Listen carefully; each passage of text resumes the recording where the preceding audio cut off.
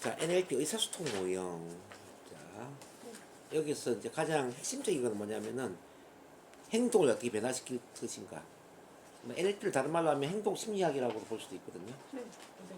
자, 아침에도 봤는데. 행동을 변화시키는 힘이 뭐냐? 행동을 변화시키는 힘은 마음 상태죠. 네. 또는 감정 상태, 뭐 마음 상태, 감정 상태 뭐 이렇게 이야기할 수 있습니다. 최상의 마음 상태는 최상 이게 이제 스테이트 보면 이게 이제 상태 스테이트 이게 마음 상태, 감정 상태로 표현할 수 있는데요. 최상의 마음 상태는 최상의 행동을 하도록 만들겠죠. 이 점 이해되시나요? 네. 그럼 최상의 행동을 하게 만드는 최상의 마음 상태, 이 탁월한 마음 상태는 어떻게 만들까를 생각해야 됩니다. 탁월한 마음 상태를 어디서 올까? 크게는 세 가지에서 오거든요. 네. 우선은 신체의 변화, 신체의 작동. 네. 자, 신체와 뭐 마음은 연결되어 있다. 이거 지난 시간에 이야기했어요. 마인드 바디 커넥션. 네, 맞아요. 어떤 신체 패턴을 성공자의 신체 패턴을 만든다면은 마음 상태도 탁월한 마음 상태가 될 수가 있습니다. 두 번째는 매뉴얼 가면 이제 두뇌. 자, 두뇌 이게 뭐 여기 보면 이제 인터널 레프리젠테이션 이게 두뇌의 작동이에요. 두뇌. 네. 이 두뇌의 작동이 마음 상태를 결정한다는 거죠. 두뇌가 마음 상태를 결정한다.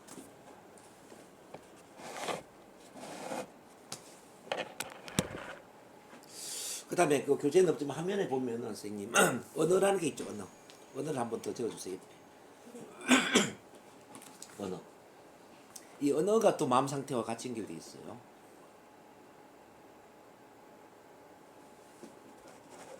언어가 마음 상태와 같이 연결되어 있다. 두뇌와 언어도 같이 연결되어 있죠. 네. 근데 언어와 또 마음 상태가 또 연결되어 있죠. 여기 대해서 자세하게 설명을 해드릴게요.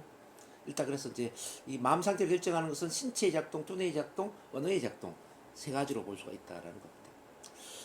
그럼 신체부터 한번 쭉 볼게요. 자, 호흡 패턴이 우리 마음하고 연결되는 거 아시죠?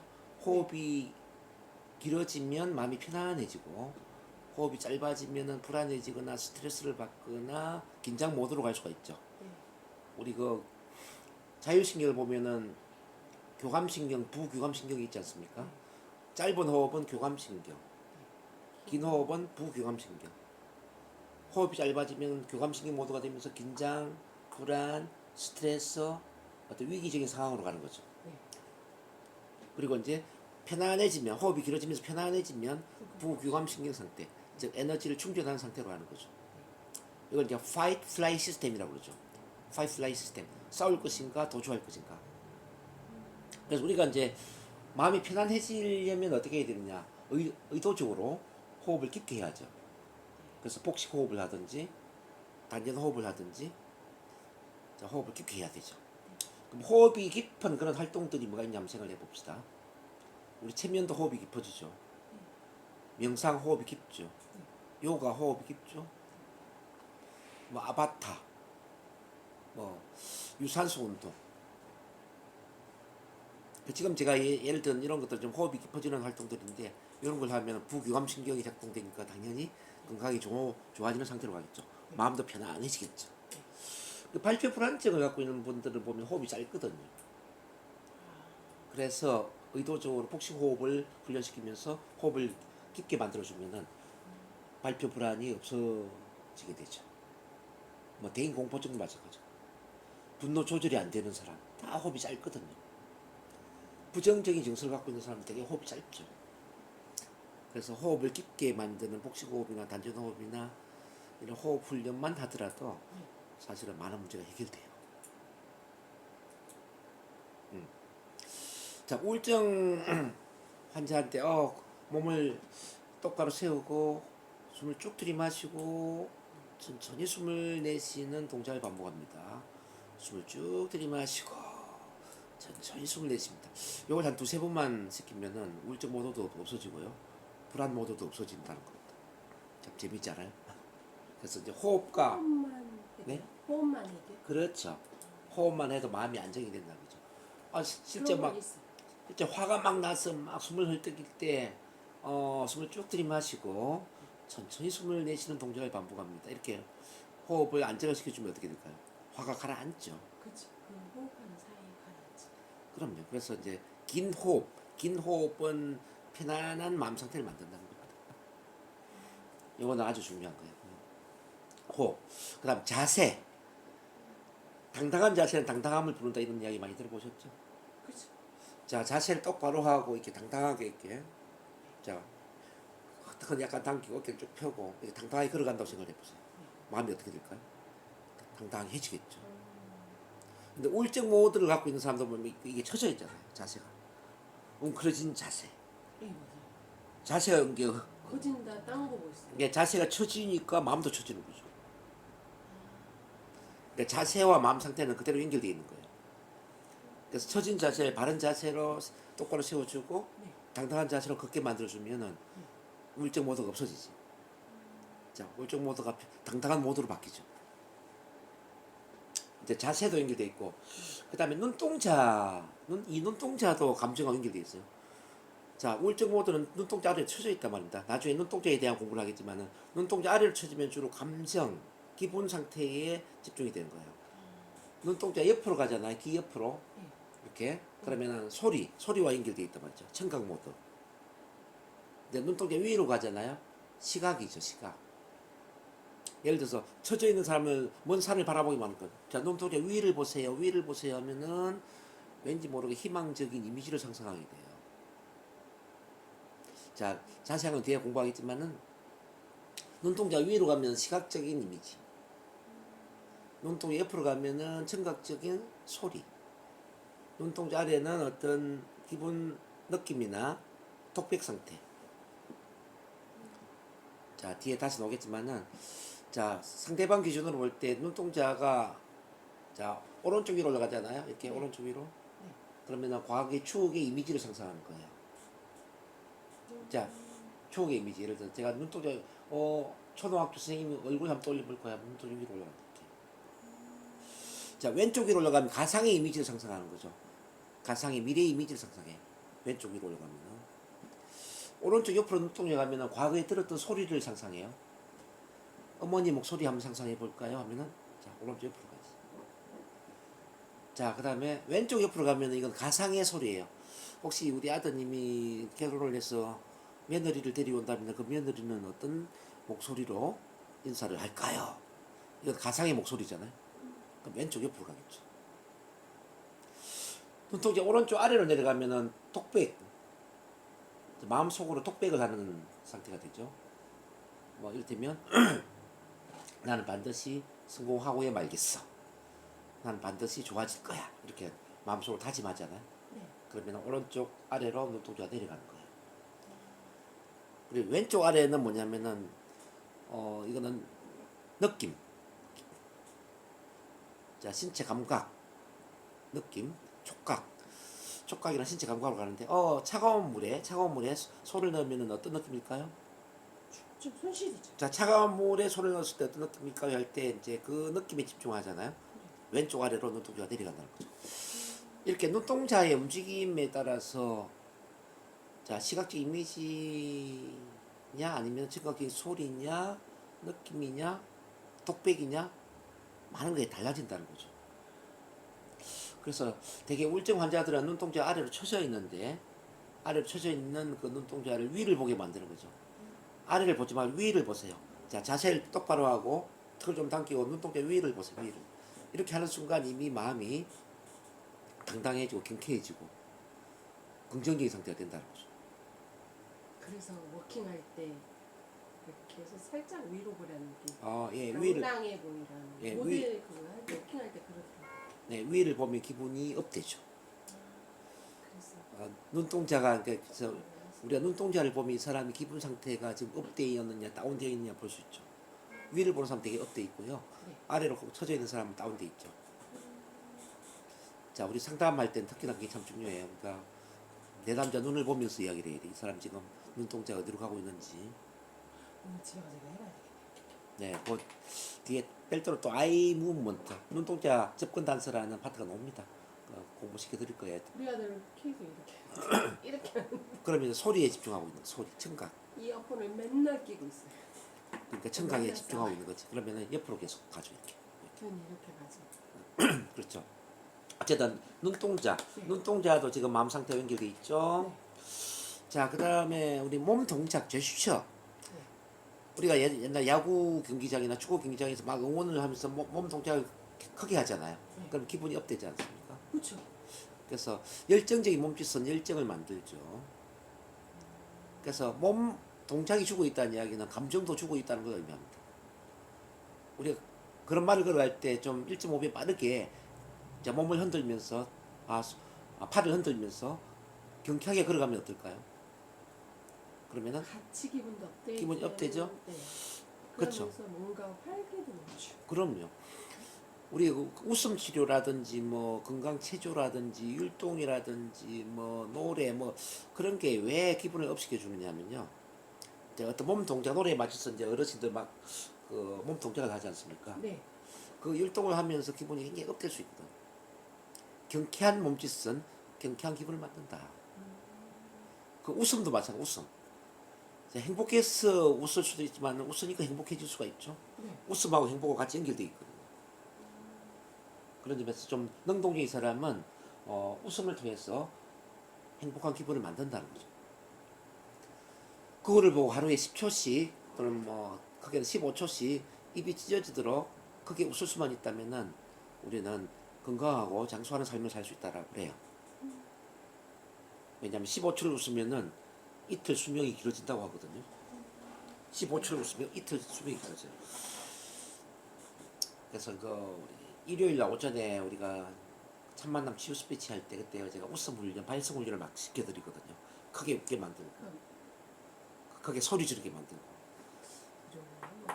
한번 참가해 보세요. 예, 크게 웃는 것만 가지고도 기분이 굉장히 업됩니다.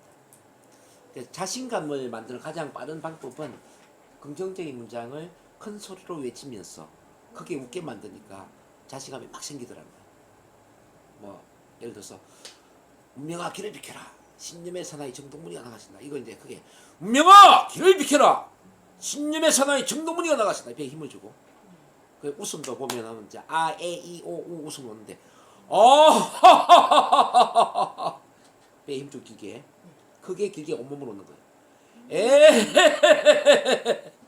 이, 오, 우후후후 이렇게 배에 힘 주고 크게 웃게 만드는 거죠. 이걸 이제 혼자 하기 힘들기 때문에 이제 같이 사람들이 이제 뭐 4명, 5명 모여서 크게 소리 지르고 크게 웃게 하는 거죠. 요것만 가지고도 뭐 우울증이 없어질 수 있고 불안증이 없어질 수 있고 크게 너무 자신감을 키우는 게 어렵지가 않습니다. 그러니까 지금 제가 그 신체 패턴을 막 여러 가지 소개시켜드리고 있는데 네. 자 보세요. 호흡, 네. 자세, 네. 눈동자 움직임, 그 다음에 경쾌한 몸 동작, 네. 그 다음에 웃음, 네. 큰 소리 네. 이런 게 조합이 되면서 우리 마음 상태를 탁월한 상태로 만들 수가 있다는 거예요. 여기서 좀 발전된 치료 개념이 웃음 치료라는 거고요. 자, 실버 건강 체조, 뭐 스피치 보면 발성 웃음 훈련 그런 것들이 이제 이 신체를 활용한 거죠. 그리고 운동으로 본다면은 웃음 치료도 하세요? 웃음 치료도 하죠. 그러면 한강일 교수님 아세요? 알죠, 그럼 한강희 교수. 그분이 처음 음. 그분한테 하신 거예요? 그분한테 한 게 아니라 웃음은 저기 제가 스스로 개발해서 제가 했죠. 아, 교수님 하신 거예요? 아, 예. 그 발성 웃음을 제가 최초로 개발했지 않습니까? 스피치 교육하면서 네. 소리만 지르게 하는 것보다는 같이 웃게 만드니까 훨씬 효과가 있더라고요. 그래서 이제 그 3단계, 4단계, 5단계 이런 단계별 발성이 있거든요. 그 발성을 하면서 같이 웃게 하니까 이게 너무 효과적이에요. 그리고 제 주변에 웃음 치료하는 분들은 워낙 많으니까 뭐 한강일 교수도 있지만은 뭐 조정문 대표라든지 성창훈 뭐 봉숭아학당의 총장이라든지 뭐 또 이요셉 뭐 이런 분들 다 웃음하는 분들이잖아요. 그리고 제 제자 중에 또 웃음 치료 쪽에 가 있는 분도 많이 있고. 그래? 네. 그래서 이제 뭐 웃음 치료 관심 있으면 제가 그냥 소개 금방 시켜드릴 수 있습니다. 우리 또 교육 이사님이 웃음 치료 전문가입니다. 아니, 한 가지씩 배울게요. 아니, 여기 이제 의정부에서 지금 실버 체조 웃음 치료 네. 뭐또 라인 댄서 이런 쪽에서 이제 주간 보호센터하고 뭐 실버들 대상으로 교육하는 분이 우리 교육이사님입니다. 아 그래요? 네네. 자, 그분은 많이 넓으시구나. 예. 그래서 이제 뭐 행사할 때 오셔서 네. 웃음 치료나 뭐 건강 체조 이런 걸 도와주시기도 하고 그러죠. 어쨌든 그 지금 제가 소개했던 뭐 라인 댄스도 그렇고 이제 뭐 웃음 치료, 실버 건강 체조, 자 이런 것들이 전부 뭐냐면 이제 신체 작동법을 활용한 치료법이다. 네. NLP는 그 모든 걸 통합하고 있다라는 걸 말씀드리고요. 네. 그다음에 아주 중요한 걸 또 배워보겠습니다. 맨 위로 올라가면 이제 그 두뇌에 이게 여기 보면은 이제 내부 표상 체계라는 게 나오죠. 내부 표상 체계 IR 이렇게 적어놨죠. 네. 인터널 레프리젠테이션, 인터널 내부적인 레프리젠테이션, 표현 표상 체계라는 이야기거든요. 자, 이 내부 표상 체계는 뭐 지난 시간에 소개했지만은 무엇을 어떻게 상상할 것인가, 여기 내부 표상 체계예요. 자, 무엇을 어떻게 상상할 것인가의 재료가 뭐냐면은 바로 오감이라는 거. 오감. 자, 시각, 청각, 신체 감각, 후각, 미각. 내부 표상 체계는 오감을 통해서 무엇을 어떻게 상상할 것인가, 무엇을 어떻게 상상할 것인가 우리 마음 상태를 결정한다는 거죠. 자, 지난 시간에 제가 소개했던 연합 분리 개념을 기억하고 계십니까, 선생님? 네. 자, 다시 한번 복습해 볼까요? 연합이요? 연합 분리 개념. 자, 무엇을 어떻게 상상할 것인가 이 부분에 12페이지 넘겨보면 경험의 두 차원이 또 나오죠. 경험의 두 차원, 이거 다시 한번 복습하세요. 경험의 두 차원. 연합 분리인가요? 예, 연합 분리, 그러니까 연합 어소시에이션 긍정적 경험 강화를 위해서 주관화되고 몰입되는 거다.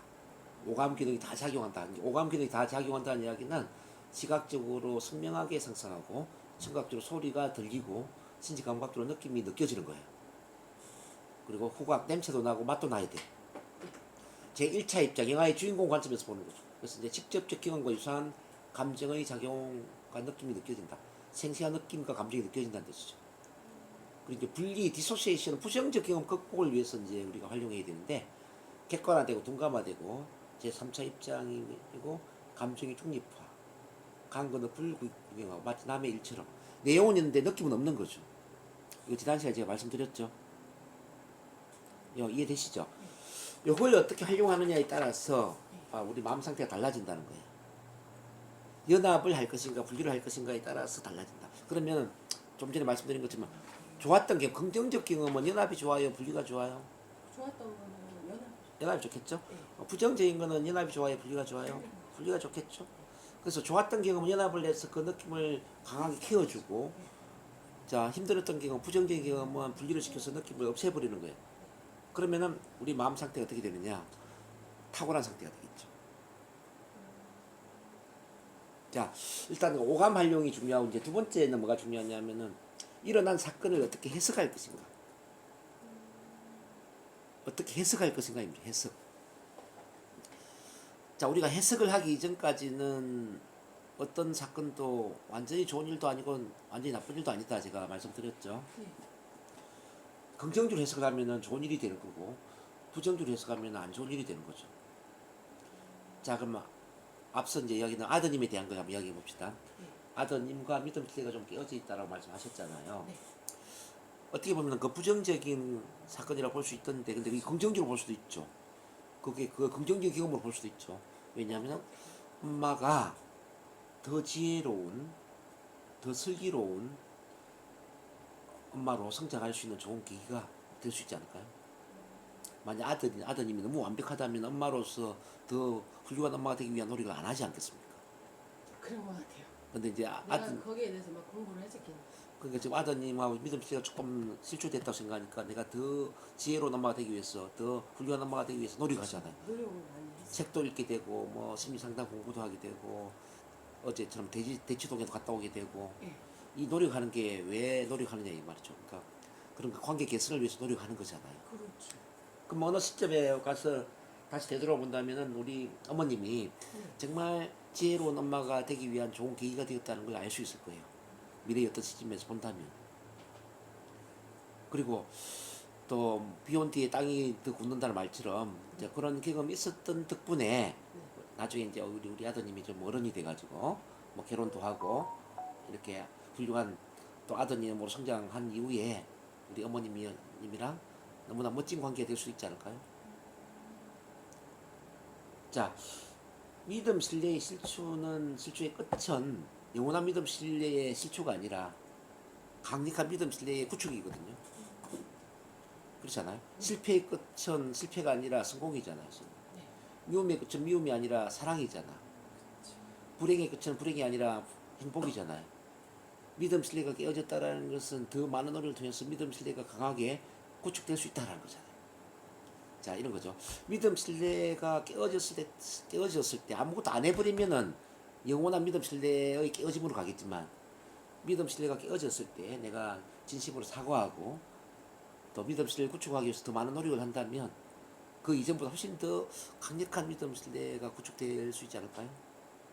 어떻게 생각하십니까, 선생님? 그렇게 된단 말이에요.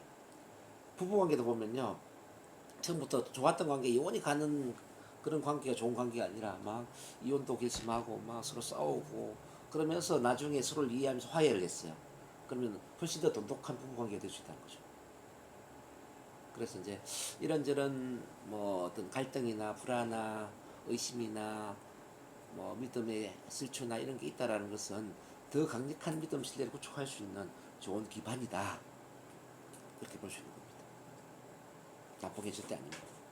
좀 이렇게 보니까 그 지금 현재의 믿음 신뢰가 좀 깨어져 있는 것은 굉장히 긍정적인 상황이라 볼 수 있는 거죠. 그렇지 않을까요? 예를 들어서 책에서는 그런데 현실은 아닌 것 같아요. 자, 그게 이제 책에서도 그렇고 현실도 그래라는 느낌이 들어야 돼요. 아, 책과 현실이 같다는 거죠. 그렇게 해서 선생님이 바뀌는 거예요. 우리처럼 상담하고 치료하는 사람들은 뭐든지 그냥 긍정으로 받아들여야 돼요. 그 즉시 긍정적인 생각이 들어야 돼요, 선생님. 이 상황도 참 좋은 일이다, 좋은 상황이다.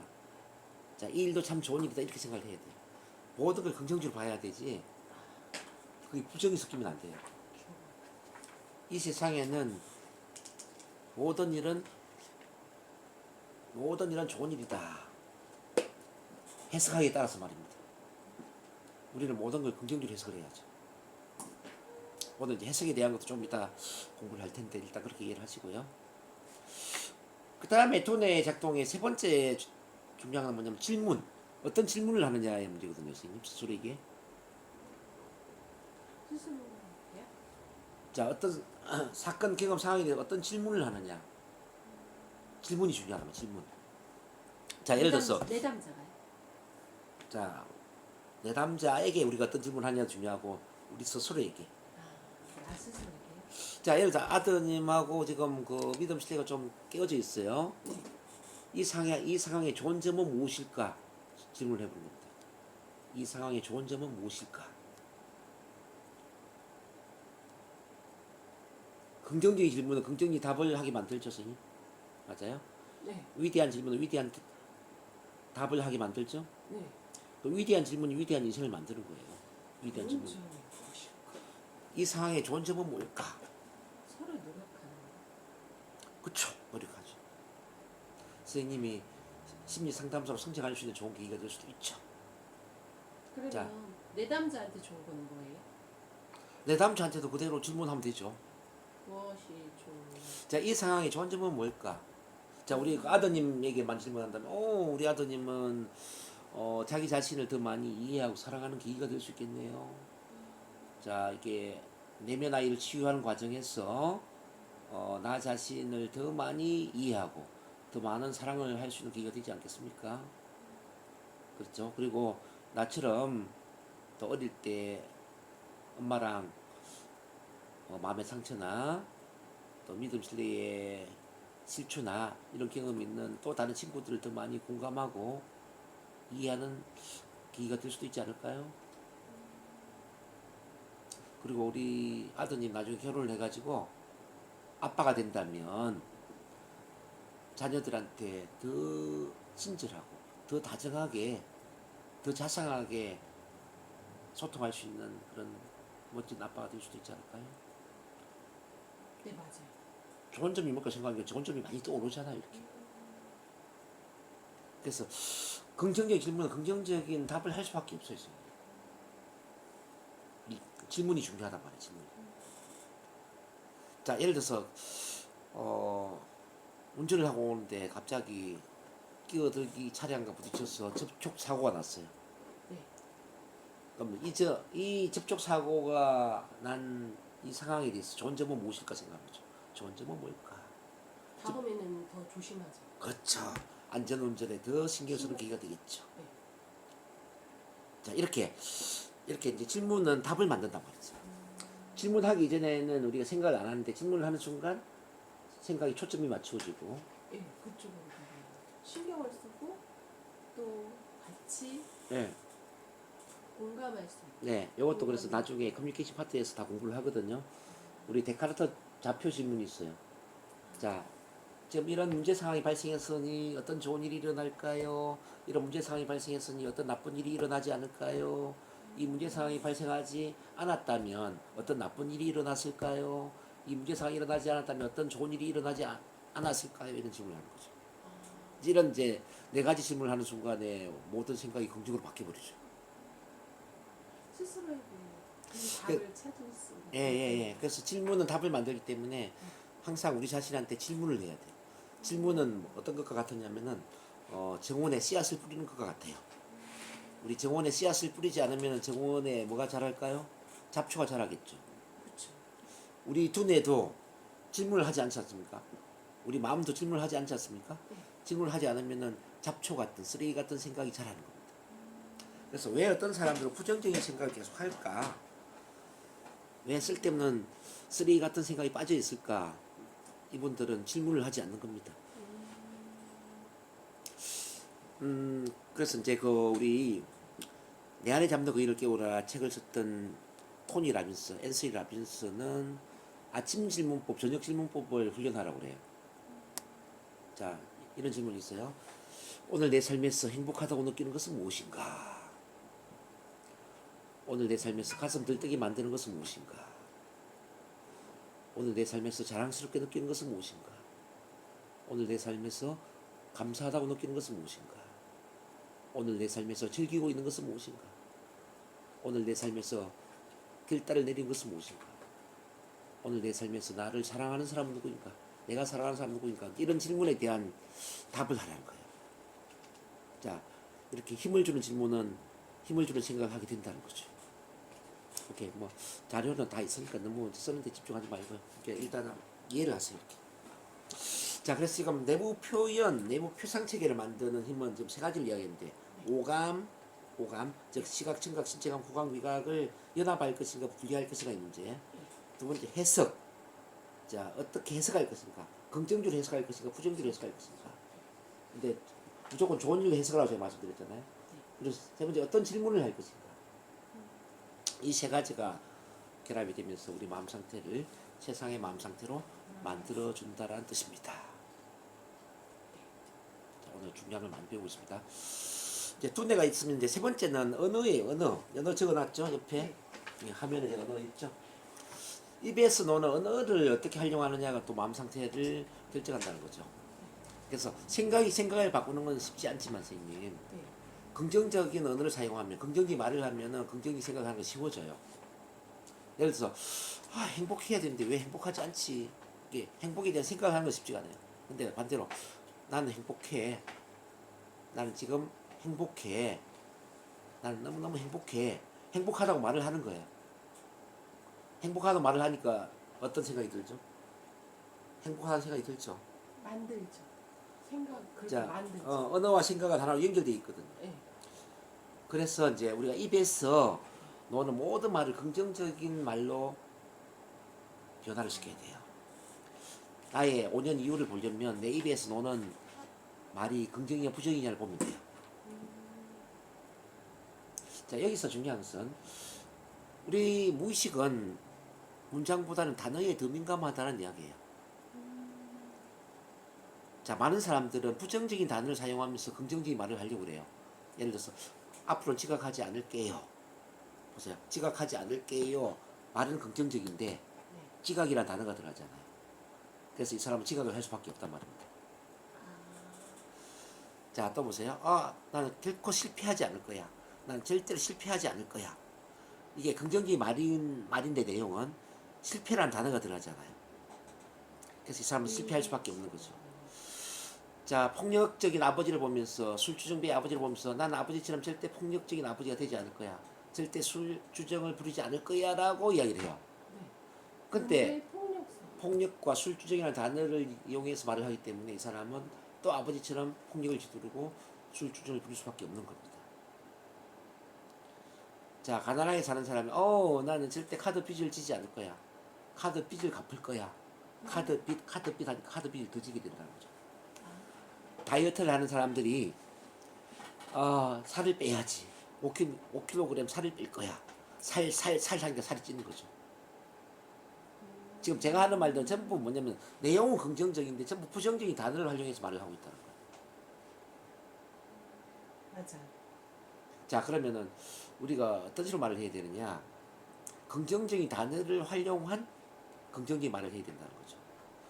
나는 지각하지 않을게요가 아니라 앞으로는 제 시간에 오겠습니다. 앞으로는 제 시간에 오겠습니다. 약속을 잘 지키겠습니다. 이렇게 가야 되겠죠? 카드 빚을 다 갚을 거야. 카드 빚을 지지 않을 거야가 아니라 5천만 원짜리 적금 통장에 예금을 5천만 원 이상을 하겠습니다. 적금 통장에 5천만 원 이상 적금을 하겠습니다. 최소한 5천만 원 이상 예금 잔고를 만들겠습니다. 실패하지 않을 거야가 아니라 어떻게 해야 되죠? 난 반드시 성공할 거야.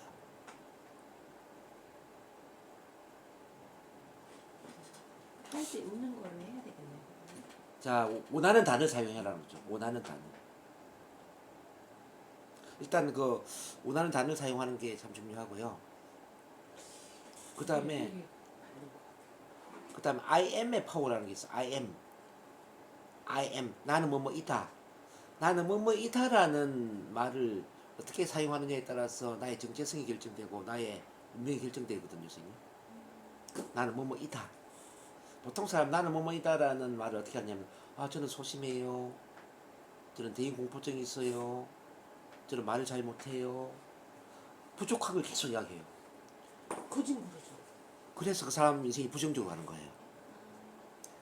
자, 앞으로 이제 어떻게 해야 되냐면 나는 뭐뭐이다의 모든 말을 긍정적으로 표현해야 돼요.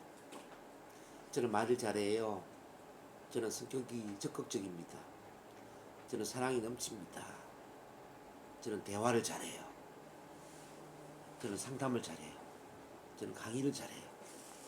저는 책 읽는 것을 좋아합니다. 저는 독서광입니다. 어쨌든 나는이란 말 다음에 무조건 긍정적인 말을 붙이는 거죠. 나는이란 말 다음에 최상의 긍정적인 말을 붙인다면은 어떻게 될까요? 마음도 최상으로 바뀔 뿐만 아니라 마음도 그렇게 가죠. 운명도 최상의 운명이 될 거예요. 진짜. 왜 그러냐면 이 I am은 뭐냐면 I am은 신성자아와 연결되는 말이거든요. 신성자아 이제 저번에 말씀드렸는지 모르겠는데 우리 자아는 두 가지가 있다고 그랬죠. 신성자아가 있고 에고자아가 있고. 신성자아는 태어날 때부터 우리 내면 깊숙한 곳에 자리 잡고 있는 저 신과 하나로 연결되어 있는 하나님과 하나로 연결되어 있는 자 있는 그대로 사랑받는 자아죠. 그래서 나는 지금 있는 그대로 완벽하게 사랑스러운 존재입니다 라고 할 때 그 사랑스러운 자아, 사랑이 넘치는 자아를 신성자아라고 그래요.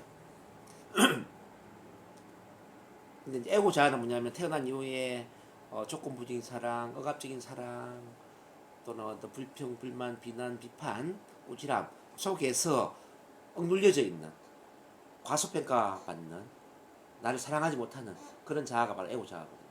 그래서 에고 자아는 뭐냐면 나는 말을 잘 못해요. 나는 소심해요 라고 이야기를 하고 있지만 신성 자아는 뭐냐면 나는 완전히 사랑스러운 존재입니다. 나는 지금 있는 그대로 완벽합니다.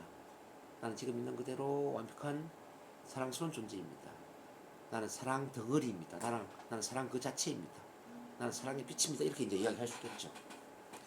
우리가 할 일은 뭐냐면요. 에고자에서 바라보는 부정적인 자아를 신성자에서 바라보는 그 사랑 그 자체인 자아로 바꿔주는 거예요. 에고자가 아니라 신성자에서 자기를 바라볼 수 있게끔 그렇게 훈련을 시켜줘야 되는데, 그러기 위해서는 I am, 나는 뭐뭐이다라는 말 다음에 그 사람의 최고의 정체성에 해당되는 단어를 이야기하게끔 훈련시켜야 되죠.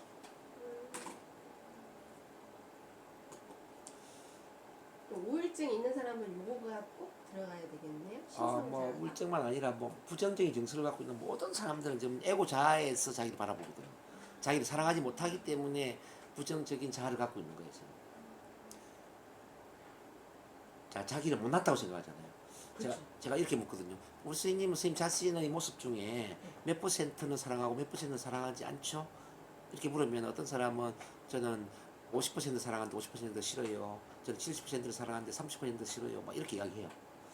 그래서 이제 그 사랑하지 못하는 비율이 뭐 5%일 수도 있고 30%일 수도 있고 뭐 다양한데, 그 사랑하지 못하는 자아를 사랑하게끔 만들어줘야지. 우리가 알기는. 그래야만 신성 자아에서 바라보는 사랑 그 자체인 자기 자신에 대한 믿음을 갖도록 할 수 있지 않겠습니까? 자, 그래서 당신은 지금 있는 그대로 완벽하게 사랑스럽습니다. 당신은 지금 있는 그대로 완벽합니다. 당신 자신에게 불만을 갖지 마세요. 당신 자신의 부족함을 받아들이고 사랑하십시오. 이걸 입이 닳도록 계속 이야기를 해줘야 돼요. 당신은 지금 있는 그대로 사랑스러운 존재입니다. 뭔가를 고쳐야만 그런 게 아니에요. 뭔가를 더해야만 그런 게 아니에요. 뭔가를 빼어야만 그런 게 아니라니까요. 지금 있는 그대로 당신은 완벽하게 사랑스럽습니다. 지금 있는 그대로 완벽하게 사랑스러운 존재고 완벽하게 사랑스러운 그런 존재일 뿐만 아니라 충분히 사랑받을 자격이 있는 사람이에요. 그러니까 제가 그런 멘트들을 막 녹음해서 막 매일 듣게 만들죠. 뭐 체면 암시로. 제가 들려주는 말 중에 이제 나는 사랑입니다. 나는 사랑의 빛입니다. 나는 신과 하나로 연결되어 있습니다. 나는 하나님과 하나로 연결되어 있습니다. 나는 태어나는 그 순간부터 사랑스러운 존재였습니다. 지금도 사랑스러운 존재고 앞으로도 사랑스러운 존재로 살아갈 것입니다. 나는 지금 있는 그대로 완벽합니다. 나는 지금 있는 그대로 완벽하게 사랑스러운 존재입니다. 뭔가를 더하거나 빼어야만 그런 게 아닙니다. 막 이렇게 이제 계속 그걸 심어주죠. I am 다음에 계속 긍정적인 자아를 만들 수 있게끔 이걸 세뇌를 시켜야 돼요. 세뇌를. 잠재의식 속에 그렇게 스며들게끔 그렇게 해주면은 이제 자존감이 높아지고요. 긍정적인 자아가 만들어지면서 어느 시점에 제가 좋아요. 정말 제가 괜찮은 사람 같아요. 이런 이야기를 하죠. 우리 쌤이 아드님도 지금 그게 필요해요. 아드님이 지금 내면 아이가 상처받았다는 이야기는 뭐냐면은 나는 사랑받지 못하고 있는 것 같아. 그때 사랑받지 못했어. 이렇게 자기를 사랑받는 존재를 보지 못하고 있다는 겁니다. 이걸 이제 깨우쳐줘야 되죠. 그때 상처받은 내면 아이를 치료해주면서 너는 지금 있는 그대로 완벽하게 사랑스러운 존재야. 엄마가 지금 바빠서 단지 좀 돌보지 못하고 있을 뿐이지. 그렇지만 너의 사랑에는 전혀 변함이 없어. 엄마도 너를 지금 있는 그대로 사랑하고 있어. 단지 엄마가 좀 바쁠 뿐이야. 그러면서 이제 사랑스러운 존재라는 걸 계속 일깨워주면서 그때 엄마를 모셨어. 그때 엄마가 아드님한테 사랑을 표현하게 만드는 거죠. 자, 엄마 나오세요, 어머니 나오세요 해서 이제 어머니가 아드님한테 대화하게끔 하는 거죠.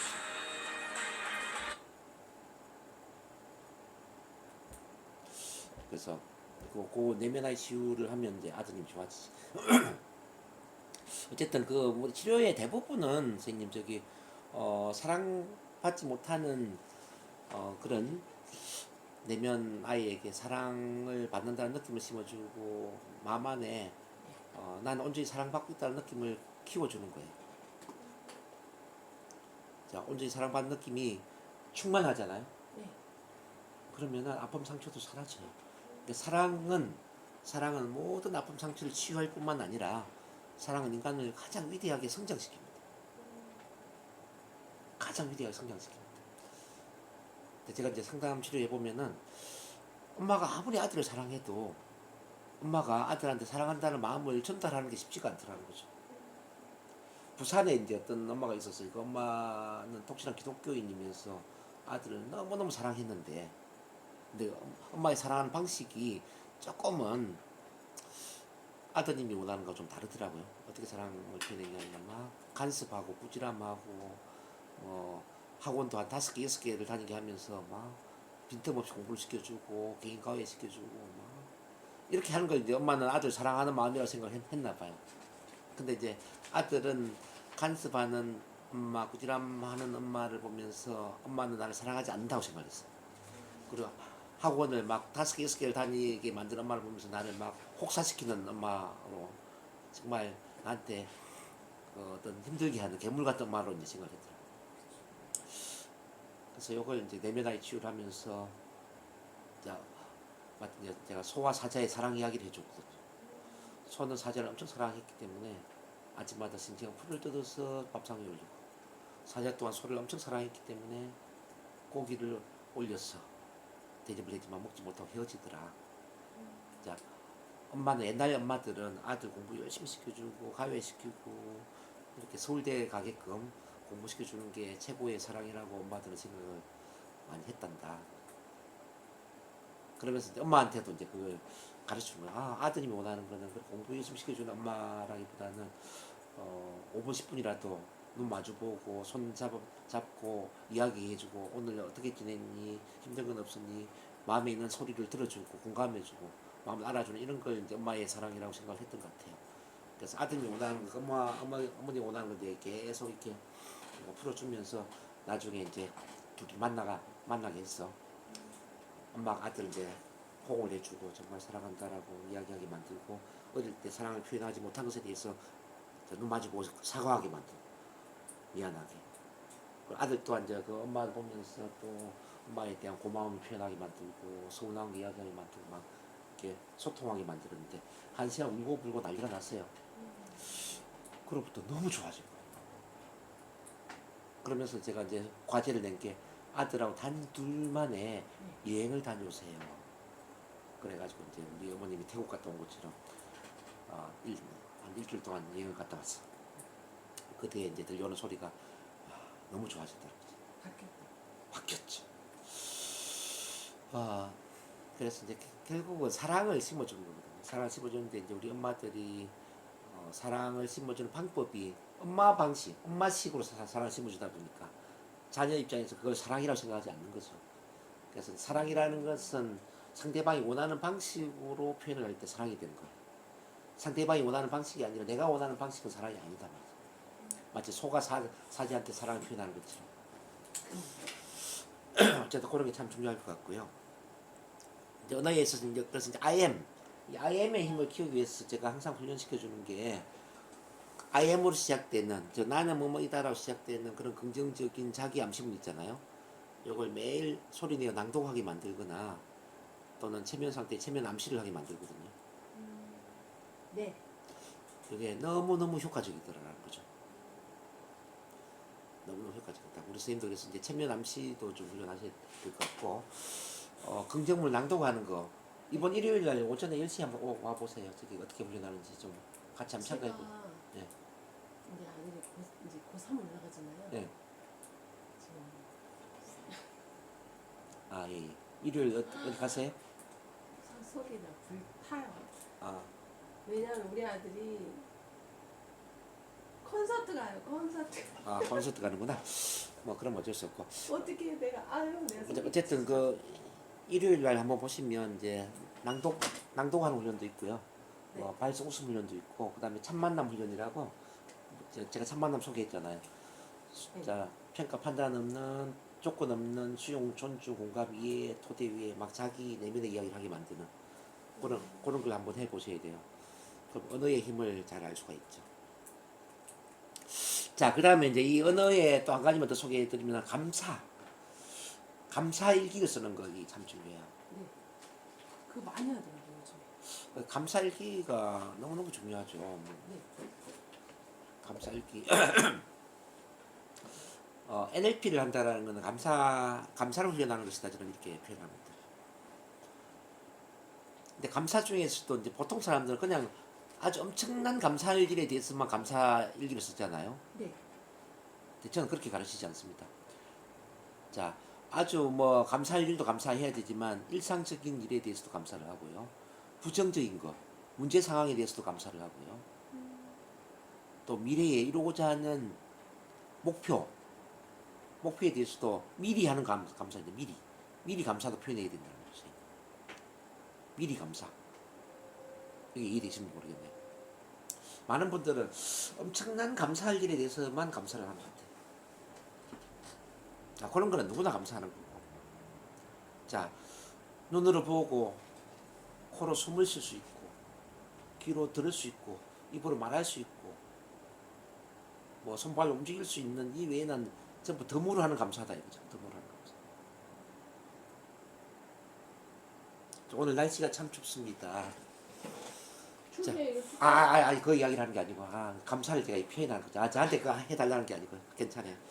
날씨가 참 춥습니다. 근데 이 추운 날씨는 따뜻한 마음을, 추우세요? 아니야, 그 이야기를 하는 게 아니고, 추운 날씨는 하나 드릴까요? 따뜻한 마음을 키워주는 것 드릴까요? 같아요. 아니, 따뜻한 마음을 키워주는 것 같아요. 네. 날씨가, 바깥 날씨는 춥지만은 마음은 따뜻하고, 나보다 더 힘든 사람들 더 많이 생각하게 하는 그런 힘을 주는 것 같아서 추운 날씨는 참으로 감사한 일입니다. 이렇게 표현하는 거죠. 이 일상적인 거죠. 자, 일상적인 건 아니지. 그럼 뭘까요? 그 감사하는 사람 몇 명 있을까요? 그래서 감사 일기를 의도적으로 감사를 표현해야 된다는 거죠. 의도적으로. 의도. 가만히 있으면 감사한 느낌이 안 들죠. 근데 감사 일기를 써야 되는 이유는 의도적으로 감사를 표현하지 않냐 이거는. 그 표현을 해서 그거를 이제 내 마음을 내면을 바꾼다는 거지. 네, 표현을 하면 감사를 표현하면은 감사의 마음이 일어난다는 거죠. 가만히 있으면 감사의 마음이 생기지 않죠. 예를 들어 보세요. 아까 추운 날씨. 날씨 오늘 많이 춥습니다. 그러나 이 추운 날씨도 감사한 일입니다. 왜냐하면 바깥 날씨가 추움으로 인해서 마음은 더욱더 따뜻해지고 나보다 힘든 사람들을 더 많이 생각하는 따뜻한 마음을 키울 수 있기 때문입니다. 이렇게 썼어요. 그럼 이걸 쓰기 이전에는 추운 날씨가 감사하다는 생각이 없었는데 이렇게 표현을 하고 나니까 감사한 마음이 생긴다는 거죠. 그렇지 않나요? 네, 맞아요. 자, 그러면 이제 문제 상황도 감사한 일로 이제 생각하는데 보세요. 아까 이제 표현했지만, 우리 아들하고 아직은 믿음 신뢰가 구축이 안 돼 있습니다. 우리 아들과 믿음 신뢰가 많이 실추되어 있습니다. 그러나 이 상황도 감사한 일이라고 생각합니다. 왜냐하면 이런 상황을 통해서 나는 어떻게 하면 더 지혜로운 엄마가 될까, 어떻게 하면은 아들과 좋은 관계가 될까 노력을 하게 되고 심리학 공부도 하게 되고 아들의 미래에 대해서 더 많이 고민하게 되는 훌륭한 엄마가 되는 멋진 계기가 될 수 있기 때문입니다. 이렇게 썼어요. 그러니까 갑자기 아들하고 믿음 기회가 좀 떨어진 게 너무 감사한 일이 된다는 거죠. 쓰기 이전에는 그렇지 않았는데 쓰고 나니까 맞아요. 그런 거 느껴. 그래서 써야 된다는 겁니다. 이게 가만히 있어서는 감사의 마음 생기지 않는다는 거죠. 자, 만약 호주머니에 돈이 없어. 호주머니에 돈이 비었습니다. 근데 이 상황도 참으로 감사한 일입니다. 왜냐하면 앞으로 돈을 어떻게 많이 벌 것인가, 그리고 돈 관리를 어떻게 해서 경제적으로 풍요로운 삶을 살 것인가에 대해서 더 많은 준비를 하고 더 많은 고민을 할 수 있는 기회가 될 수 있기 때문입니다. 네. 이렇게 쓰니까 돈이 없는 것도 괜찮네. 자, 어쨌든 좋은 일이건 안 좋은 일이건 이것도 감사한 일입니다 하고 왜냐하면 그 다음에 그럴듯한 이유를 써 나가다 보면은 예전에는 감사하지 않았던 것이 감사한 일로 느껴진단 말이죠. 그렇죠. 나쁜 것이 나쁜 것만은 아니고 생을 볼 수도 있고. 그렇죠. 그래서 감사 일기를 써야 돼. 그리고 이제 미래에 대한 미리 감사하는 미리. 자, 우리 아들과 믿음 신뢰가 돈독해져서 하면 아가 될 수 있는 서로의 마음을 잘 알아줄 수 있는 그런 모자지간이 되어서 함께 맛집에 가서 맛있는 음식도 먹고 행복하게 대화도 하고 또 1년에 한두 번은 해외여행을 가서 자유롭게 행복한 해외여행도 하는 그런 모자지간이 될 수 있도록 도와주셔서 미리 감사드립니다. 이거는 미리 감사하는 거거든요. 네. 미리 하는 감사가 왜 중요할까요, 선생님? 자, 앞으로의 생활을 긍정적으로 끌고 자. 가니까. 미리 감사를 해버리면 그 이루어지기 때문에 그래요. 이거는 이제 미래에 내가 네. 이루고 싶은 것이 이루어졌다라고 미리 확신을 해버리는 거죠. 감사는. 미리 이루어졌다라고 믿어버렸기 때문에 그게 끌어당김의 법칙에 의해서 이루어지게 만들어준다는 거죠. 그래요? 예. 그래서 이루고 싶은 걸 이루고 싶다 소망이 아니라 이루어졌다라는 전제하에 감사를 표현해야 돼요. 자, 아드님이 어떤 대학에 가기를 원하십니까?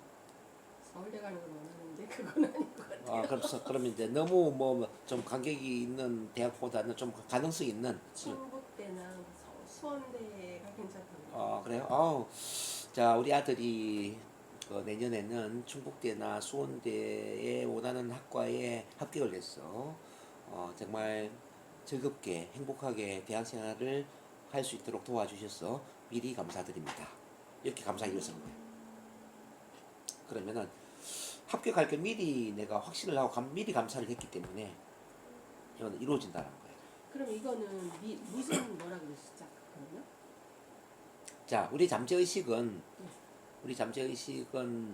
현재에 내가 느끼고 현재에 생각하고 현재에 말하는 걸 이루게 도와주거든요, 선생님. 그래서 그 충북대 합격했다라고 현재 말을 하고 느끼고 있기 때문에 그게 이루어지도록 도와준다는 거예요.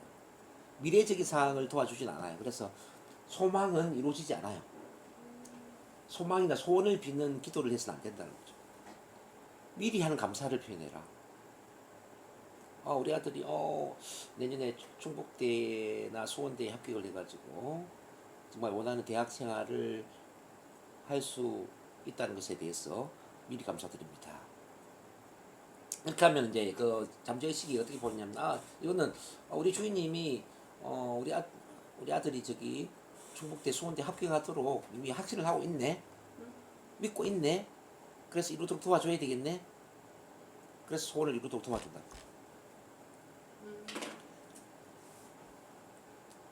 미래에 이루고 싶은 걸 믿어야 된다는 거죠. 근데 많은 분들은 우리 아들이 충북대 합격했으면 좋겠어요. 수원대에 합격했으면 좋겠어요. 이렇게 생각하잖아요. 그렇죠. 그러면 이루어지지 않죠. 그건 확신이 없잖아요. 믿음이 없잖아요. 선생님이 또 이제 뭐 NLP 처음 배울 때 학교 폭력 상담 잘하고 싶다고 그랬잖아요. 네. 그 언제부터 잘하고 싶어요? 언제부터? 내년 몇 월 달부터요? 내년에 그거를 하면은 3월 달에. 3월 달부터? 좋아. 그러면 그게 이제 돼야지. 그것도 지금 뭐 의심하잖아요. 의심하는 건 이루어지잖아요. 의심하지 않고. 예, 2025년부터는 학교 폭력 심리 상담사로서 활발하게 활동할 수 있게 되어서 미리 감사드립니다. 이렇게 돼야죠. 2025년 3월부터는 학교 폭력 전문 심리 상담사로서 활발하게 활동할 수 있게 되어서 미리 감사드립니다. 지금 느낌 어때요? 된 것 같아요. 그걸 표현해야 된다. 그런 식으로. 이루고 싶은 걸 미리 감사해야 된다는 거죠. 선생님. 자, 선생님 몇 살까지 살고 싶으세요? 80살. 자, 그럼 이렇게 한번 표현해 봅시다. 자, 나의 80세 팔순 잔칫날에, 팔순 생일 잔칫날에 나의 아들, 딸, 그리고 손자, 손녀뿐만 아니라 나의 직업적인 동료들, 그리고 지역 유지들, 사회 운동가들을 포함한 수많은 사람들이 와서 축하를 해주심에 미리 감사드립니다. 좀 느낌 어때요? 되게 좋은데요? 자, 감사일기 쓰는데 이렇게 감사일기 쓰는 사람들이 별로 없어요. 지금 제가 시킨 대로 이렇게 감사일기를 써야 되거든요. 근데 저도 감사일기를 좀 봤는데 하루에 내가 감사일기를 쓰는 거는 블로그에서 많이 있거든요. 네. 근데 교수님처럼 이렇게 미래에 대한 이루어짐을 감사하는 거는 자, 제가 이야기하는 거는 이거는 엄청난 연구를 하고 검증된 걸 제가 이야기해 드리는 거예요. 이거는 우주의 법칙을 끌어당기는 힘이에요. 그래서 제가 NLP적으로 이렇게 훈련을 시켜드리는 거죠. 감사일기를 쓸 때 이렇게 쓰면 좋아요. 오늘 하루 동안에 일어난 일을 한 세 가지 정도 쓰시고요. 그것도 그 좋은 일, 안 좋은 일, 뭐 문제 상황 관계없이 한 세 가지 정도 쓰시고 한 두 가지는 미래에 이루고 싶은 것, 이루고 싶은 것에 대한 미리 감사하는 일기를 쓰는 게 좋아요. 미리 감사. 정말 해야 되겠네. 예. 해야지. 정말 중요합니다. 그거 정말 그렇게 쓰셔야 돼요. 자, 우리가 말하는 대로 이루어지는 것처럼 글을 쓰는 대로 이루어집니다.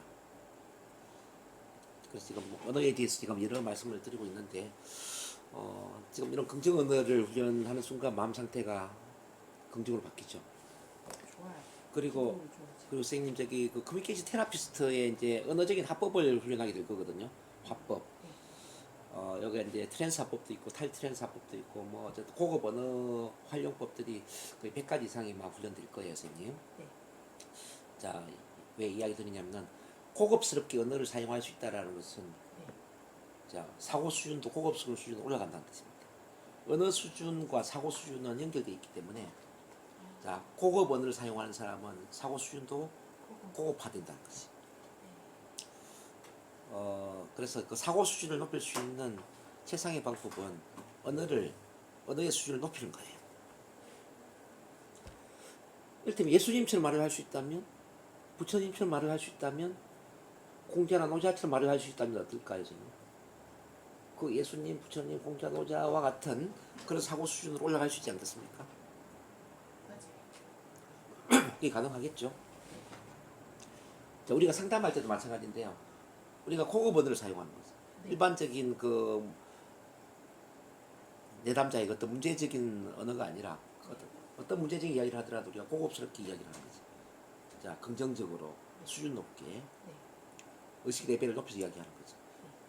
자, 그런 사람과 대화하는 것만 가지고도 치유가 된다는 거죠. 그런 점에 우리는 언어라는 돌을 마음이란 호수에 던져서 파문을 불러일으키는 언어의 예술가가 되겠다는 거죠.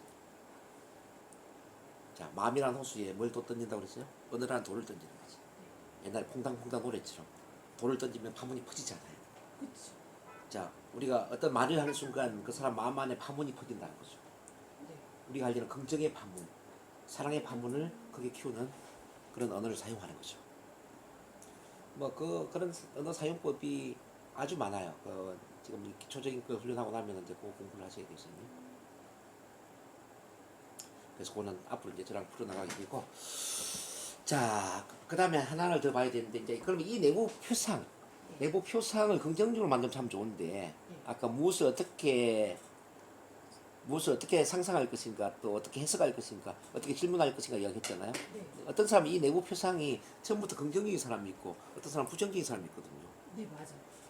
그래서 이제 이 내부 표상을 긍정으로 만들기 위해서 어떻게 해야 되느냐를 좀 이해를 해야 되는데, 자, 그러면은 이제 이 내부 표상이 어떻게 만들어지는가 좀 원리를 한번 이해를 해볼게요.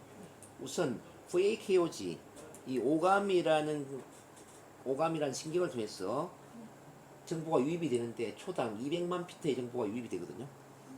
초당 200만 피트의 정보. 엄청나죠? 네. 초당 200만 피트의 정보면 한 5만 자 정도의 정보, 글자로 따질 때 5만 자 정도가 된대. 5만 자 정도가 1초당 우리 이렇게 이렇게 유입된다는 거죠. 지금도 제 목소리도 있지만 이 무슨 북이 돌아가는 소리, 뭐 이게 소리, 밖에 차량 소리 뭐 엄청 많죠. 중요하다. 이런 게 눈으로 보고 귀로 듣고 피부로 느끼고 코로 냄새를 맡고 또 입으로 맛을 보고 이게 유입이 된다는 거예요, 선생님. 유입이 되는데 그게 다 유입이 될까요, 안 될까요? 우리 눈에 걸리죠. 걸려지죠. 그래 이게 필터에 보니까 딜리트, 삭제, 디스토르트, 왜곡, 제너럴라이즈, 일반화. 그러니까 삭제, 왜곡, 일반화를 통해서 필터링이 일어나는 거죠. 필터링. 어떤 것은 삭제되고 어떤 것은 왜곡되고 어떤 것은 일반화된다는 거죠. 우리 과거 경험에 의해서 말이죠.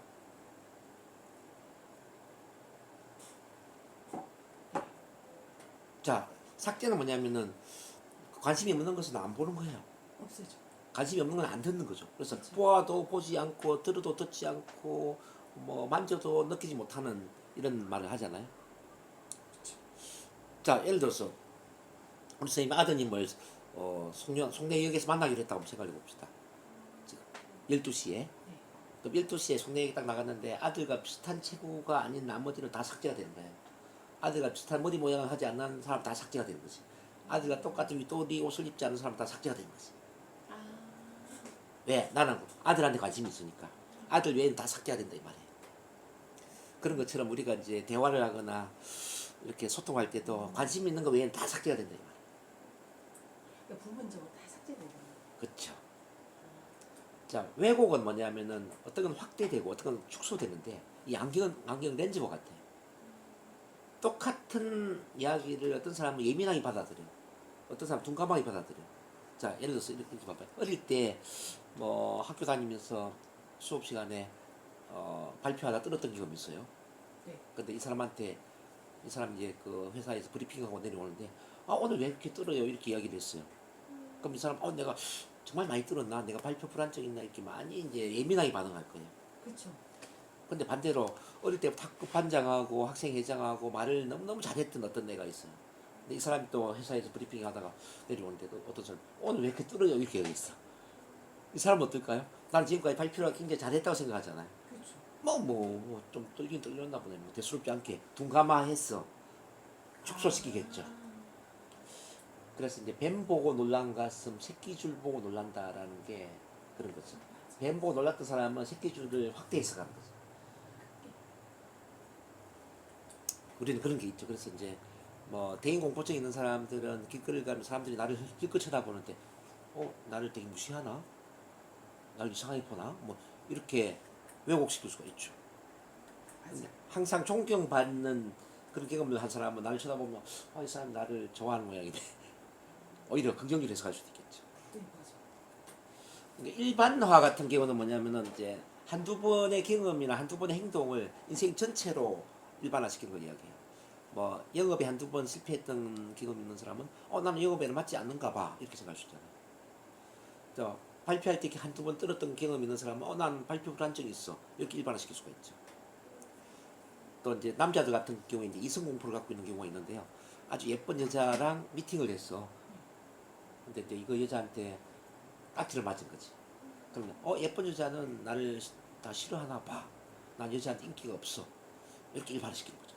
지금도 그래서 50대가 넘은데 결혼을 못하는 장가 못 간 남자도 있다니까요. 많아요. 예, 거기 이제 일반화가 된 거죠. 나는 여자들한테 인기 없어. 여자들은 나를 좋아하지 않아. 뭐 이렇게 생각합니다. 그런 식으로. 이런 세 가지의 그 필터에 의해서 걸러진 정보가 우리 내부 표상 두뇌에 들어오는데 이거는 불과 134비트가 된다. 초당 134비트.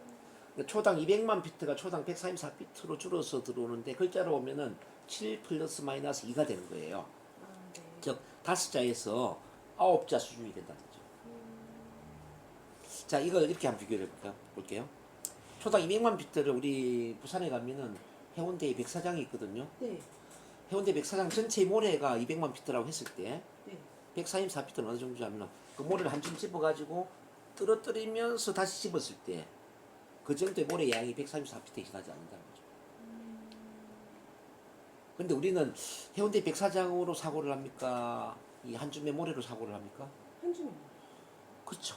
보통 사람은 한 줌입니다. 그래서 지도가 영토가 아니라고 그러는 거죠. 지도가 영토가 아니다. 우리 머릿속에 생각하는 게 실제는 아니다. 지도 안에 영토의 모든 정보를 넣을 수 없는 것처럼 우리 머릿속에 세상의 모든 정보를 넣을 수가 없다라는 거죠. 지도는 영토가 아니다. 근데 어떤 사람은 그 잘못된 지도를 가지고 세상을 바라보죠. 어떤 편견과 선입견을 가지고 바라보죠. 그래서 최악의 경우에 이제 이단 종교에 빠지는 경우가 있지 않습니까? 네. 이단 종교에 빠지면서 그 이단 종교를 실제 이제 진리를 이제 보는 사람도 있지 않습니까? 그래서 이제 일본 같은 경우 오음진리교회 그 신도들은 뭐 지하철에 막 독가스를 뿌려서 사람들 죽이고 그런 사고를 저질러 줬습니다. 네. 그래서 우리가 할 일은 뭐냐면은 이제 이 편입된 내부 표상, 편입된 지도를 풍성한 선택의 폭이 넓은 그 내부 표상 또는 지도로 만들어 나가는 게 NLP 훈련의 목적이다. 왜냐하면은 풍성한 지도를 가질수록 긍정적인 사고를 하는 거죠. 네. 자, 선택의 폭이 넓은 그 지도를 가졌을 때 훨씬 더 마음이 긍정적이더라는 얘기죠. 하나만 생각하는 것보다는 두 가지, 세 가지 그 이상을 생각하는 사람이 훨씬 더 긍정적이죠.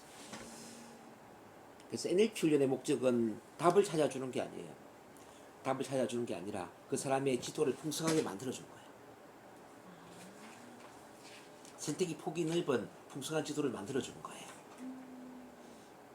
어떤 사람이 이런 질문을 해요. NLP는 기독교랑 비슷한 거 아니에요? 불교랑 비슷한 거 아니에요? 종교랑 전혀 관계 없습니다. 왜냐하면 우리는 답을 찾아주는 게 아니기 때문에. 답을 찾아주는 게 아니라 그 사람한테 선택의 폭이 넓은 풍성한 지도를 만들어줌으로써 그 사람 스스로가 긍정적인 답을 찾아갈 수 있도록 도와주는 게 목적이거든요. 여기까지 이해되시나요, 선생님? 네. 너무 잘 받아들이시네요, 선생님. 아주 좋아요.